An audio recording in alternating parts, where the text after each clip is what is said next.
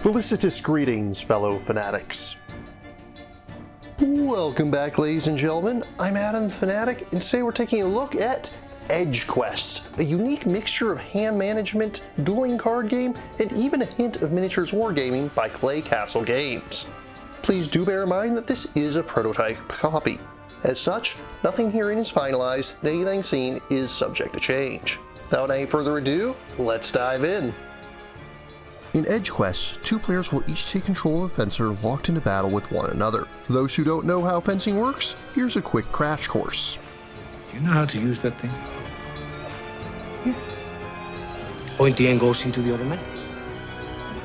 To set up, begin by placing the arena board in the middle of the table. After that, players should choose a victory condition. For your first game, it's suggested that you play with valid hits body, though there's also valid hits torso and 2 the death rules for those who want a slightly more complicated game. Players may also choose one combat modifier card, though again, for your first game, you may elect to skip these entirely. Take 20 edge tokens and place them in a reserve so both players can reach them, along with the 6 battle dice and the rank tokens. Each player will need a combat board and a tracker board. Take the guarded and exposed token and place it on the bottom slot of the combat board, and place the resolve token in the middle slot. On the tracker board, take 3 heart tokens, since for this example we'll be playing to 3 hits. Each player should also take a position tracker. You can legally start with it on any space, though for your first game, it's suggested that you start with middle center pointed towards. More on that in a moment. Each player will also need a combat template and 2 double-sided fundamentals cards which should be kept nearby. They'll also need a combat deck which should be shuffled at this time, and the combat doll of the matching color.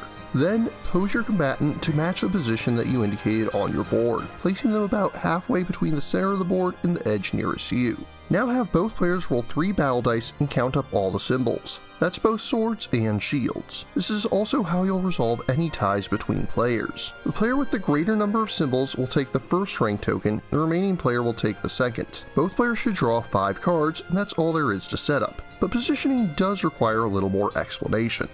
The general idea is that there are 3 things you should take into consideration here: the height of the blade, the left-right position of it in relation to your opponent, and whether it's pointing toward or away from your opponent. Middle center towards is the most basic position, but some cards might require other positions in order to be played. The manual includes a list of the most common positions, but here's a few examples to give you an idea of what you'll want to do for the game. This will be very important in planning your moves, as not only does your position on the board matter, but so too does the position of your blade, as that will determine which cards you can currently play.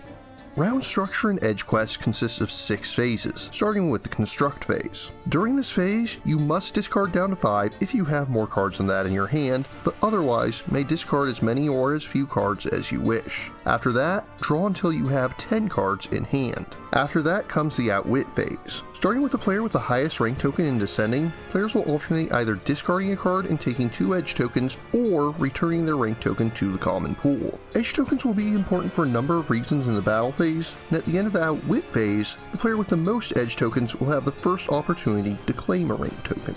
After that, you'll move on to the Maneuver phase. Once again, starting with the player with the highest numbered rank, each player will get to step and change their sword position once. Then they'll repeat the process so that both players get to move twice. When stepping, you'll choose 1 foot to remain in place. You may rotate it, but you may not move it from its current spot on the board. Other than that, the only real limitation is that you must be able to fit your combat doll's feet into the combat template. When checking this, place the template so that their heels are touching it. This is also how you'll check combat zones, which will be explained more during the battle phase.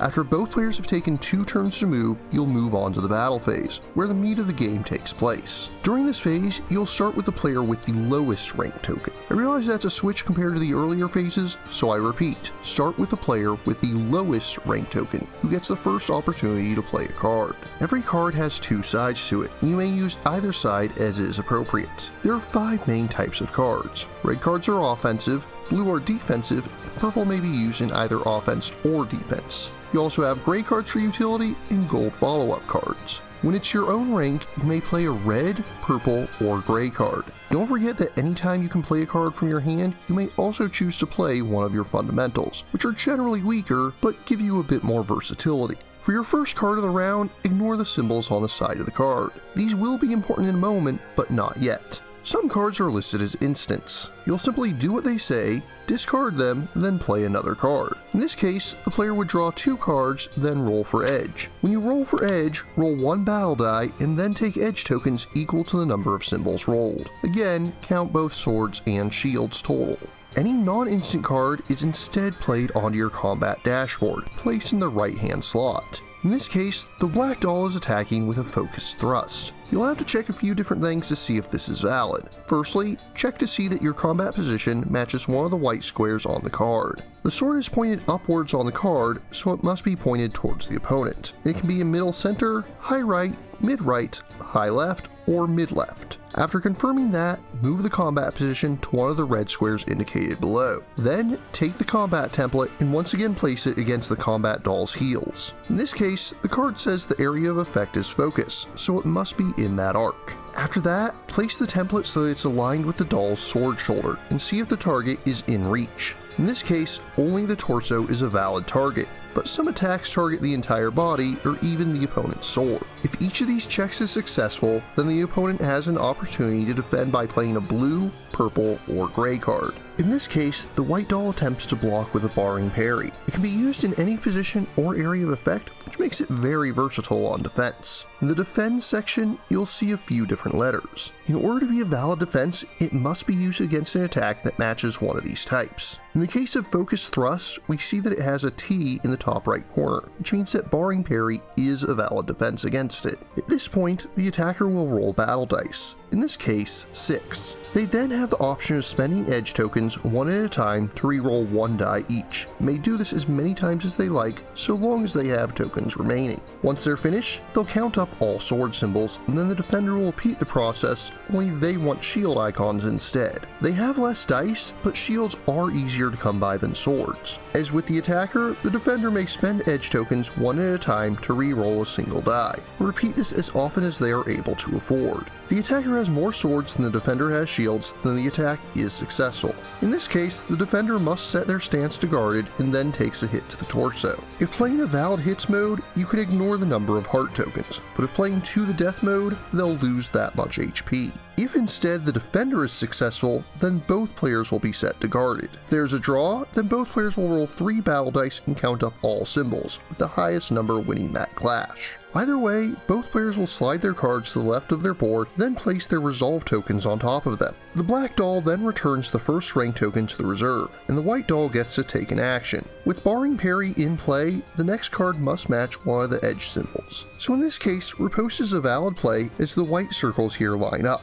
Riposte is a tactic card, which allows for a powerful follow-up with both cards. First, rotate both cards together so that Offensive Adjustment and Wrath Cut are now visible. Then, resolve both cards. The first card allows the white doll to take a step, then change position, allowing it to get a prime opportunity to follow up with Wrath Cut. Then, it allows them to roll for edge. After that, you'll put the resolution token on the plus side to remind players that it gives a bonus to the next roll, but only if swords are a valid icon for such. As before, the defender has the option to follow up with a defensive card. In this case, the black doll plays parry. Once again, at least one symbol has to match. In this case, the white diamonds, and it defends against slashes as indicated by the S. Once the combat is resolved, both players will discard the cards on the left side of their board and slide the remaining cards into the same slot. If ever a fundamental card would be discarded, instead return it to that player's reserve. After both players have discarded their rank tokens, you'll move on to the assessment phase. At this point, starting with the player with the most edge tokens and progressing downwards, each player will take a rank token. After that, you'll check both players' combat boards. If either or both have a red or purple card in play, then you'll return to the battle phase and start it anew.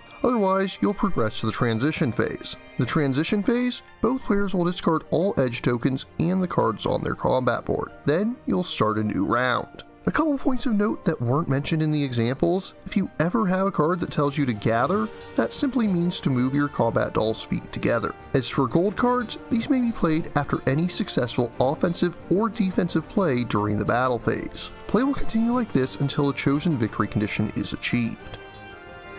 And those are the rules for how to play a basic one-on-one duel. The finished game is planned to also have multiplayer modes for 3 and 4 players, including free-for-alls, team battles, and 1 versus all modes. I normally don't discuss component quality with prototypes, but there are a couple important things to note here. Firstly, the combat dolls have magnetic feet, and the board has a metal core so that they're able to pose freely without the use of stands. Secondly, the board here is a solid sheet, but it is intended to be a quadfold for the final version. As for the game itself, it's an exciting, thematic title that makes clever use of unique components. I never would have expected something like a posing mannequin to be used in miniatures wargaming style, but it actually pulls it off quite well. The way it uses physical space to make your maneuvers sets it apart from other dueling card games. But the way you play your cards is just as important as your positioning. Similarly, the edge tokens make for some interesting choices. Do you go all out for a powerful blow early on, or do you try and survive a long drawn-out war of attrition? As this is a prototype copy, I'll not be giving EdgeQuest a formal review score at this time. What I can say is that it's a very unique title and does an excellent job of representing the give and take of swordplay. EdgeQuest is currently aiming for a Kickstarter release on March 11th. If you're interested in backing or learning more, links are included in the description. But what about you? What do you think of EdgeQuest? What board games do you think represent sword fighting well? If you have any questions, remarks, or posting points of view, leave them in the comments down below. And don't forget to like, share, subscribe, and ring that bell.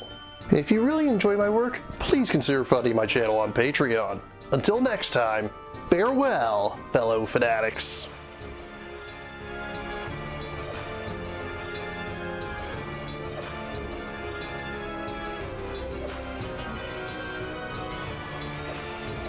Thank you again for watching. I have plenty more to share with you if you're interested.